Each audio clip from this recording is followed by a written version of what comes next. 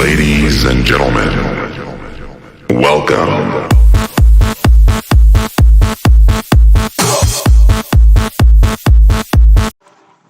Hello, कैसे हैं? All good. तो फिजिक्स का हमारा एक और लेक्चर होने जा रहा है, बेसिक सा इंट्रो। ठीक है, क्या है कि फिजिक्स का क्लास 12th जैसे हमारा चल ही रहा है और हमारे चैनल का भी नाम है, मेनली हम क्लास 12th ही पढ़ रहे हैं और क्लास 12th का ये इस पर आएगा। क्या है, योर 12th मेड वाला जो अपना चैनल है। ठीक है, हमारा फिजिक्स का चैप्टर 1 है, ठीक, इलेक्ट्रिक फील्ड एंड चार्जेस। और जो हमें किसी भी लेक्चर में नहीं भूलना होता वो है हमारा क्या, अब तो सभी की जबान पर रट जाना चाहिए, क्या, टारगेट 95 प्लस इन बोर्ड एग्जाम्स। ठीक है, तो आज हमारा बहुत इंपॉर्टेंट सा टॉपिक होने जा रहा है जिसका नाम है electric field at an equatorial point of a dipole. ठीक, ठीक है। देखो, इससे पहले हमने क्या पढ़ा था, वही electric field due to dipole में हमने किसका डेरिवेशन कर लिया। ठीक है, ये एक्सप्रेशन ड्राइव किसके लिए करी थी हमने, एक्सियल के लिए। ठीक है, एक्सियल पॉइंट के लिए, वही एक्सियल का मतलब एक्सेस पे या लीनियर हम बोल सकते हैं। अब हम पढ़ने जा रहे हैं इक्वेटोरियल के लिए। ठीक है, तो देखो इक्वेटोरियल इज नथिंग, हम इसके नाम से समझे तो ये इक्वेटर, इक्वेटर का मतलब समझ आ रहा है, इस टाइप से मतलब जो किसी भी चीज को डिवाइड कर देता हो फर्दर इक्वल पार्ट्स में। ठीक है, ये तो हमारा हो गया। अब देखो बुक में डायग्राम देखोगे तो बहुत कॉम्प्लिकेटेड सा लग रहा है, लेकिन कोई दिक्कत नहीं, यहाँ पर बहुत प्यार से समझने वाले हैं। तो चलिए शुरू करते हैं बिना देरी के इसकी डेरिवेशन से। तो देखो ऐसे समझो, हमारे दो पॉइंट चार्जेस जैसे डाइपोल के लिए अपोजिट एंड इक्वल चार्जेस होना जरूरी है सिस्टम बनाने के लिए। ठीक है, और एक यहाँ पर प्लस ये रखे हुए हैं। ठीक, इसके बाद ऐसे करके थोड़ा बाद में खिंच पिच हो जाएगी, मैंने थोड़ा नीचे बनाना चाहिए था, चलो कोई ना। ठीक है, ये तो ऐसे वैसे आ गया, छोड़ो इसे, दिक्कत दे रहा है। चलो कोई ना, नीचे बना लेते हैं आराम से प्यार से, वरना फिर उसमें थोड़ा कंफ्यूजन पैदा होती है, कोई फायदा नहीं निकलेगा। ठीक, ये बना लिया हमने, ये हमारा माइनस क्यू चार्ज है और यहाँ पर ये प्लस क्यू रखा है। ठीक है, और इसके बीच की ये जो बिल्कुल मिड से इसे डिवाइड कर रहा है। ठीक है, जैसे पॉइंट हम पी लेट कर लेते हैं, पूरे की डिस्टेंस 2a, हमें पता ही है कि हम 2a लेट करते हैं। और 2a हम क्यों मानते हैं, क्या बताया था हमने जल्दी से एक्सियल वाले में, क्यों हम 2a लेट करते हैं, क्यों हम कुछ और लेट नहीं करते, हम इसलिए क्योंकि हमें चीज़ों को सिंपल बनाना है, इसकी डेरिवेशन आएगी उसे सिंपल बनाना है, कॉम्प्लिकेटेड नहीं बनाना, आसान बनाने के लिए। तो ये फर्दर किस में, ये इतना ए हो जाएगा और ये ए हो जाएगा। ठीक है, अच्छा ये करने से पहले ना एक डाउट सबका सॉल्व कर देता हूँ। ठीक है, और इससे हम ऐसे, इसे हम कितना मानते हैं, इसे एक्स मानते हैं। ठीक है, अब डाउट जो है वो क्लियर कर देता हूँ यार, ज़्यादातर स्टूडेंट्स का जो है वो डाउट रहता है क्या कि सर हमका ये बताइए आप, देखो ये जो यहाँ पर हमने एक्स लेट किया, ठीक है, इसका क्या सीन होता है कि कुछ बुक्स में तो इसे एल ले रखा है, कुछ में आर से रिप्रेजेंट किया है, किसी में एक्स से रिप्रेजेंट किया है। तो टेंशन की कोई बात नहीं है, एक्स आए एल आए या आर आए, बस रिप्रेजेंट करने का तरीका अलग अलग है, मतलब सेम है। ठीक है, तो ये दिमाग में बिल्कुल भी कंफ्यूजन नहीं पैदा करना है कि यार कि ये एल क्या दे दिया, अगर हमने तो एक्स पढ़ा था, या हमने आर पढ़ा था, ये एल या एक्स क्या दे दिया। ठीक है, तो ये चीज़ दिमाग में बिल्कुल भी कंफ्यूजन पैदा नहीं करनी है, चाहे एक्स दिया हो, एल दिया हो या फिर आर दिया हो। ठीक है, तो कंफ्यूजन पैदा नहीं करनी है बिल्कुल भी दिमाग में, और ये कंफ्यूजन बहुत ज़्यादा रहती है। ठीक है, इसलिए मैंने स्टार्टिंग में ही सॉल्व कर दी है। ठीक, अब कंफ्यूजन नहीं रहने वाली, पक्का देख लो। अब देखो हमें क्या निकालना, इलेक्ट्रिक फील्ड। अब देखो ये हमारा कोई भी पॉइंट है, ठीक है, इन्हें नाम दे दो ए वी। ठीक है, इसे सी नाम दे देते हैं फॉर एग्जांपल, समझो। अब इसकी वजह से, हाँ बताओ, सॉरी ये मैंने इधर बना दिया गलत। देखो अब इसकी वजह से क्या होगा, ये इसको अपनी तरफ को खींचेगा, ठीक है। माइनस की देखो माइनस का जो इलेक्ट्रिक फील्ड होता है वो हमेशा कैसा होता है, इनवर्ड होता है, ठीक है। और जो हमारा प्लस क्यू है इसे यही है बाहर को फेंकेगा, ठीक है, क्योंकि इसका हमेशा जो होता है वो आउटवर्ड होता है। मान ले ये हमारा ई माइनस क्यू की वजह से और ये ई प्लस क्यू की वजह से, ठीक है। Electric field due to charge plus Q और electric field due to charge minus Q, ठीक है। कोई दिक्कत नहीं।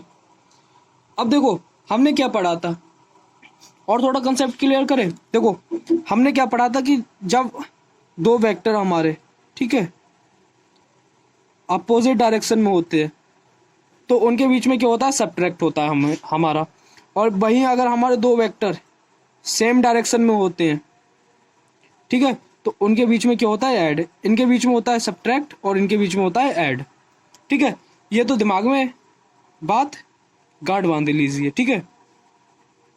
ठीक, वेक्टर्स की बात हो रही है, अपोजिट डायरेक्शन में तो हमेशा माइनस और सेम डायरेक्शन में तो वो प्लस ऐड होते हैं, ठीक है। अब देखो हमने एक्सियल के लिए पढ़ा था तो उसमें या तो अपोजिट डायरेक्शन में या, ठीक है, सेम डायरेक्शन में, समझ रहे, मतलब सेम डायरेक्शन में अपोजिट डायरेक्शन में था तो हम माइनस कर रहे थे।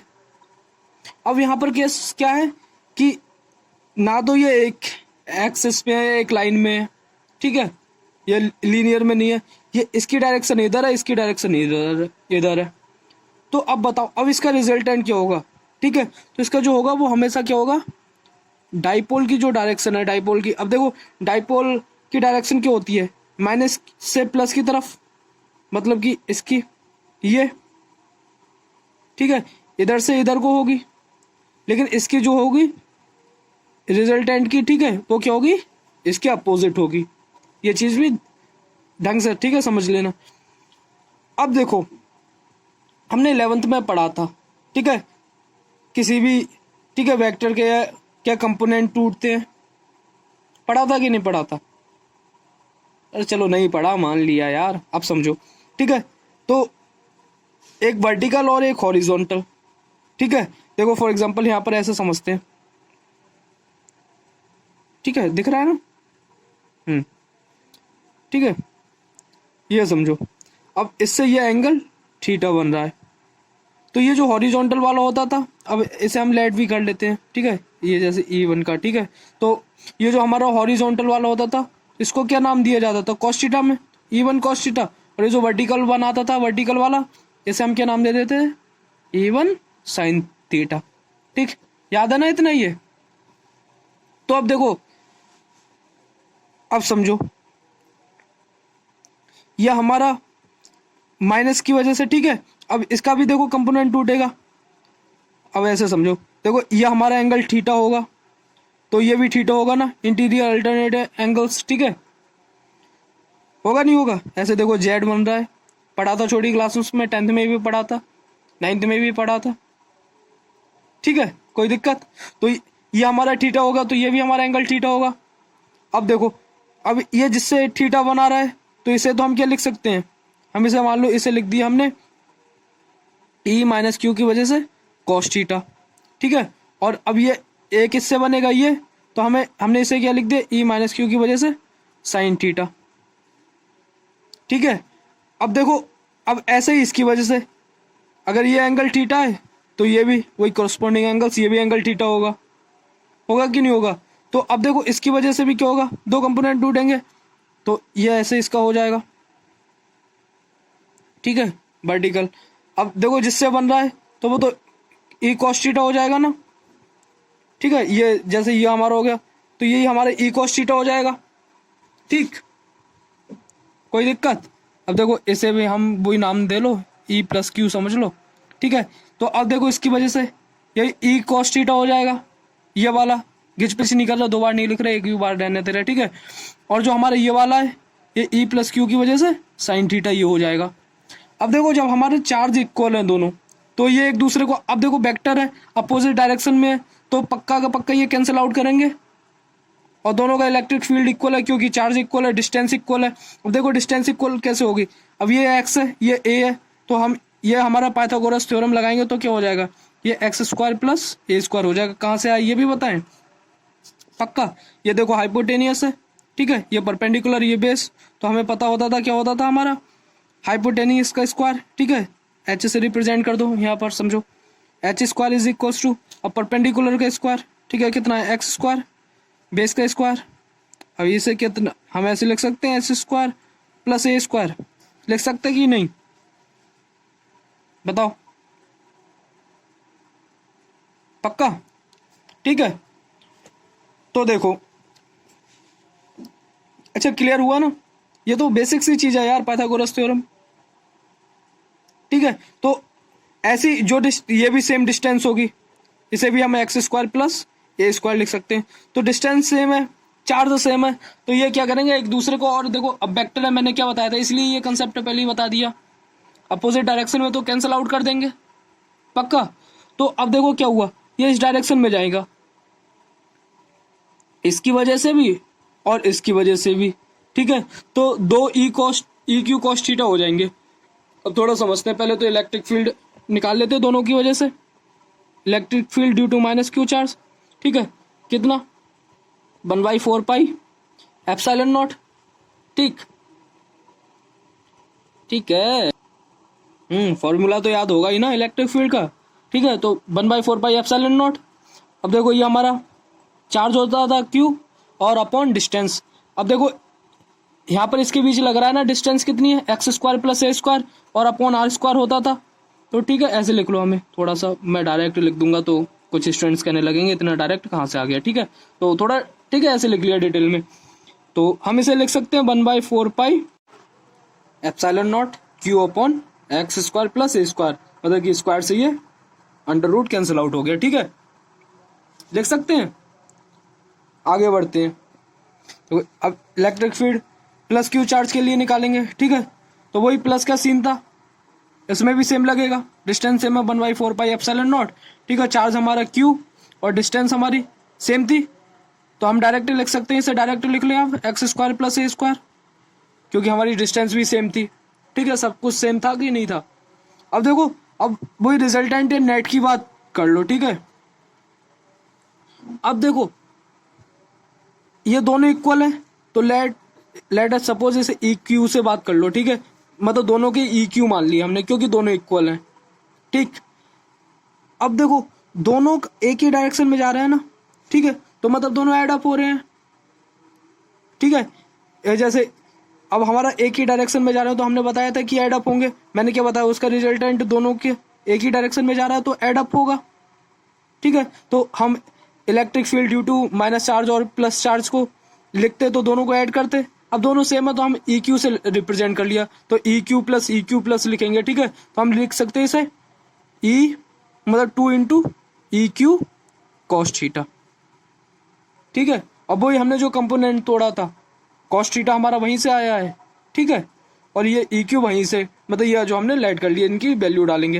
अब देखो वैल्यू डाल लेंगे हम, क्या ई क्यू की वैल्यू, जल्दी से बताओ सर, ई क्यू की वैल्यू बता दो, ठीक है, क्या होगी 1/4 पाई एप्सिलॉन नॉट, तो वैल्यू तो यही आएगी Q upon X square plus ए स्क्वायर। अब देखो अब यहाँ पर कॉस थीटा, कुछ तो देखो ये कॉस थीटा देखकर ही क्या होगा डर जाएंगे, लेकिन देखो डरने की कोई जरूरत नहीं, बताएं क्यों। अब देखो वहां पर कॉस थीटा की बात थी, तो cos theta is equal to हमने क्या पढ़ा था, जल्दी से बताओ, बी अपॉन एच पढ़ा था कि नहीं पढ़ा था, ठीक है, ये दिख रहा है नहीं दिख रहा, ये देखो बी अपॉन एच पढ़ा था, इसलिए मैं यहाँ पर आया हूँ। अब देखो हमारा बेस कितना है ए, तो हम इसे कॉस थीटा की जगह ए अपॉन अब एच मतलब हाइपोटेनियस हमारा कितना था under root X square plus ए स्क्वायर, तो हम इसे लिख सकते हैं, तो cos theta is equal to हम ये लिख सकते हैं, ठीक है। तो है ही आसान, बस क्या है हम देख के डर जाते हैं, बस थोड़ा सा दिमाग लगाना है, सब कुछ हमारा आंखों के सामने है, ठीक है, तो देख के नहीं डरना, समझते रहो आसानी से, मतलब लाइन बाय लाइन, ठीक है, पॉइंट बाय पॉइंट चलते रहिए, सब सिंपल है, ठीक है। तो देखते हैं, ठीक, तो यहाँ पर कॉस थीटा की जगह हम A upon under root X square plus A square लगा सकते हैं, लगा सकते नहीं, बिल्कुल सर। अब देखो इसमें एक चीज और बताओ, ये क्यू ए और टू, ये हम इसे ऐसे लिख सकते हैं, क्यू टू ए, ठीक है। अब ये बताओ ये क्या था हमारा, जल्दी से याद आना चाहिए। डाइपोल मूवमेंट था नहीं था, पी, पी के equal, dipole movement is equals to क्या था, चार्ज इनटू डिस्टेंस उनके बीच की, और डिस्टेंस हमने 2L ऐड करी है, तो ये पी हो गया नहीं हो गया डाइपोल मूवमेंट, ठीक है। मैंने लिख दिया यहाँ पर, काट देना कोई दिक्कत नहीं है समझाने के लिए। तो इसे हम लिख सकते हैं, तो ये तो हो गया हमारा पी, तो इसे 1/4 पाई एप्सिलॉन नॉट, ये तो हो गया हमारा पी, ठीक है, अपॉन जल्दी से। अब देखो अब इसे क्या लिख सकते हैं, ये x² प्लस a², ठीक है, कोई दिक्कत। और इसकी देखो थोड़ा डिटेल में ही लिखना पड़ेगा यार, वरना समझ रहे हो तुम, ठीक है। अब ये x² प्लस a² को हम कैसे 1/2 लिख सकते हैं, अंडर रूट की वैल्यू 1/2 होती है, ठीक है। और इसे ऐसे इसमें लगा दो। अब देखो बेस सेम है, तो इसमें क्या होता है, जब बेस सेम होता है हमारा, तो हमारी पावर जो है वो ऐड होती है। और डिटेल में यार कुछ स्टूडेंट्स फिर कहते हैं कि सर क्या फ़ायदा, मतलब कि हमें तो समझ में आया नहीं। देखो जिसे आता है वो थोड़ा सा आगे को स्किप कर देना, ठीक है, आगे देख लेना। बाकी जिसे नहीं आता उनके लिए बेसिक बहुत ज़्यादा ज़रूरी है, ठीक है। मेनली बायो वाले कुछ स्टूडेंट्स होते हैं जो 10th 11th में दबा के जिसने मज़े किए हैं, मतलब 11th में क्या, मेनली तो 10th में जिसने ये चीज़ भी नहीं पढ़ी, 9th में भी मजे किए हैं, ठीक है। तो अब मजे नहीं करने हैं, अब थोड़ा समझा रहे हैं। देखो जब बेस सेम होते हैं तो हमारी पावर ऐड होती है। अब इसकी देखो x² प्लस a² ऐड होंगी पावर, इसकी कितनी है सर, इसकी तो कुछ भी नहीं है। नहीं देखो अब दिख नहीं रही है, तो इसकी 1 होती है, 1 से कुछ भी तो 1 ही आएगी, यही आएगा सेम, तो ठीक है ये 1 अब ऐड होती है, तो इसकी 1/2। बहुत डिटेल में यार। अब देखो इसे ऐड कर लेंगे, x² प्लस a² का, इसे ऐड कर लेंगे, इधर ऐसे बोल लेंगे एलसीएम। अब इतना बेसिक भी कुछ तो कहेंगे सर, बिल्कुल ठीक। तो 2 + 1 ये 3 हो जाएगा, 3/2 हो जाएगा हमारा। तो हम इसे 3/, ये थोड़ा दिखा, इसे हम 3/2 लिख सकते हैं, ठीक है। अच्छा इसकी डायरेक्शन, अब डायरेक्शन की भी बात करेगी ना, क्योंकि हम देखो वेक्टर की बात करें तो भाई डायरेक्शन की भी बात करेंगे। तो इसकी डायरेक्शन कैसी होगी, जो डाइपोल मूवमेंट की, जैसे मैंने बताया जो डाइपोल मूवमेंट की डायरेक्शन है उससे क्या होगी, ऐसे करके लिख देंगे, मतलब सॉरी ऐसे करके रिप्रेजेंट कर देंगे। ये कैप हम लगाते हैं, इससे डायरेक्शन पता लगता है। तो ये इससे हमें क्या पता लग रहा है कि जो डाइपोल मूवमेंट की डायरेक्शन है उससे क्या है, ये अपोजिट है, ठीक है, ठीक है, ठीक है कि ठीक है नहीं है। माइनस क्या रिप्रेजेंट कर रहा है कि इसकी जो डायरेक्शन है वो अपोजिट है, ठीक है। अब इसके बाद देखो, अब ऐसे समझो कि जो हमारा, थोड़ा सॉल्व लिख लेते हैं डिटेल में पहले फिर बताते हैं। देखो अब ये कैप और ये पी, ठीक है, ये मैग्नीट्यूड और हमारी डायरेक्शन दोनों तो हम इसे वेक्टर फॉर्म में शो कर सकते हैं, और अपॉन, लेकिन अब देखो हमने इधर तो कर दिया, लेकिन अब हमें क्या करना पड़ेगा, माइनस लगाना पड़ेगा। क्यों, क्योंकि जिससे हमें ये डायरेक्शन पता लगती रहे कि डायरेक्शन हमारी अपोजिट है, क्योंकि डाइपोल मूवमेंट की डायरेक्शन इधर है, लेकिन अब वो जो हमने उसका रिजल्टेंट निकाला उसकी डायरेक्शन अपोजिट है उससे, ठीक है। हम बोल सकते हैं कि एंटी पैरेलल, ठीक है, डायरेक्शन है। तो हम इसे लिख लेंगे x² प्लस a² बाय 3/2। अब देखो, अब बताओ, जैसे मैंने एक्सीएल में भी बताया था, अब ए की वैल्यू हम क्या निगलेक्ट कब कर सकते हैं, जैसे हम निगलेक्ट करने लगे, जैसे फॉर एग्जांपल हमारी जो एक्स की वैल्यू है वो सेंटीमीटर में है या मीटर में, मीटर तो बहुत बड़ी हो गई, फिर भी सेंटीमीटर में है। और जो हमारी ए की वैल्यू है वो किस में है, मिलीमीटर में है या फिर माइक्रोमीटर में है। अब देखो आप कुछ कहेंगे ना कि सर इतनी छोटी वैल्यू कैसे हो सकती है।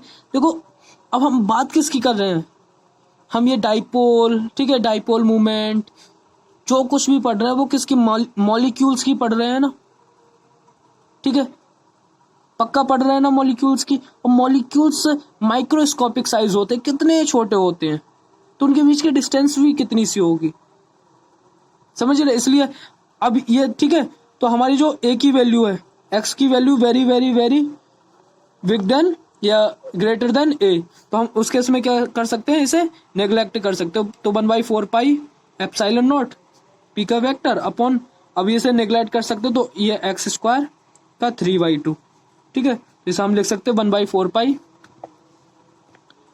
एप्सिलॉन नॉट, ठीक है, पी का वेक्टर अपॉन, अब ये एक्स स्क्वायर है अपॉन 2 है, 3/2 है, तो इससे ये कट जाएगा, तो हम इसे लिख सकते हैं x⁻³ ओके। सो मिलते हैं अगले लेक्चर में, ठीक है। आज के लिए इतना ही, कोई दिक्कत, ठीक है। अगले लेक्चर में एक ऐसा जनरल फॉर्मूला बताएंगे ना, जो चाहे वो एक्सियल हो, ठीक है, या इक्वेटोरियल हो, ठीक है, या फिर कहीं भी हो, हर किसी में वैलिड होगा। अगले लेक्चर में बताएंगे। आज के लिए इतना ही, ओके। मिलते हैं अगले लेक्चर में, ओके, टाटा बाय बाय, ठीक है। अच्छे से पढ़ाई कीजिए एंजॉयमेंट के साथ, ओके बाय।